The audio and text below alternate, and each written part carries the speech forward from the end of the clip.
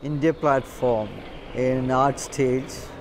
As 5 months ago we got an invitation to curate this project, and I have when we think about India, it is 30 states and 1.2 billion people. Out of that, like you have to find the 6 senses, 6 sense. I put it together in this project, India Pavilion, India platform in art stage. So there are painters, sculptress, and sculptor Jitish Kallat, Sakshi Gupta, Paribartana Mohanty's video as well as painting, Sakshi Gupta's sculpture, Pooja Iranna's photography, video and installation, smaller installation, and KK Raghava's work. So 6 artists for 1.2 billion people. I am representing 6 artists.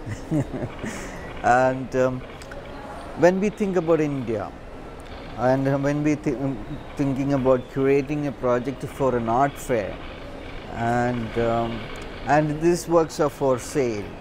It's a no curated project. Normally it is the perception of curating. When you curate, you take maximum freedom to curate the entire project.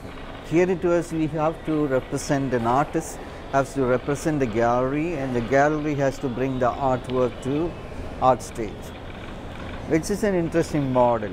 But as a curator, it's a tough job to do.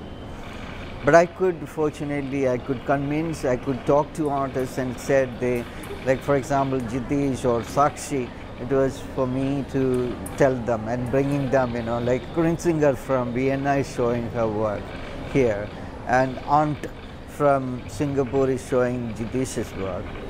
So 6 galleries, 6 artists, 10 projects, yeah, that's and I was thinking, while I was thinking about India, and the political situation in India is quite eclectic as well as chaos. There is a kind of nervousness in a political team. The next union ministry, people are not really sure who is going to win and who is going to rule. Is it going to be the regionalistic mentality? Is it the right wing? Or so the political scene is quite sad.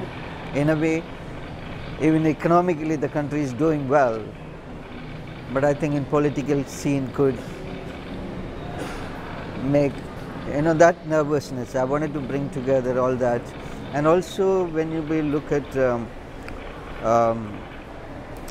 travel, there is borders. Judicious work represent that, like everywhere and everything is checked and scanned and read. Then there is a kind of scanner is always, there is an eye, there is a camera, there is always looking at you. So that it also makes you conscious and nervous. And there is war images by Paribartana, like the video work. It's the smallest video work. The camera is becoming a kind of machine gun, and the flashes, that it's a small, but it makes a larger sense of war and chaos and order. How you make order out of it, this is a huge political as well as social issue for an India. And whether it is proletarian, whether it is hedonism, doesn't matter. I think everybody is in a kind of edge of, maybe I won't say dangerousness, but it's kind of making you there is a lot of conflict within oneself, So in a Paribartana's work, for example, his painting is normally he works, at time. It is about a time he is painted. The portraits, it's almost like a classical portrait, but it is transformed into a contemporary positioning.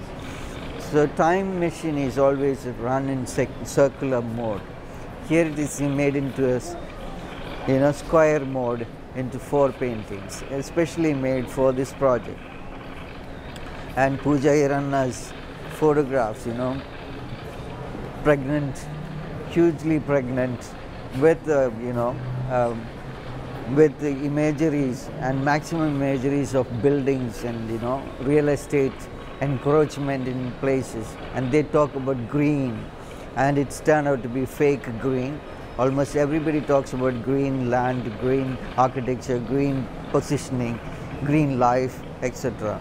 But she is critiquing, she is reading that only few people are interested in that green movement, and she wanted to show her work through that fake green painted, scanned with all the cities, you know. So there are video works on that project, and the sculpture is also she made up with small staple pins, put it together as a kind of contemporary architecture, a minimalistic form.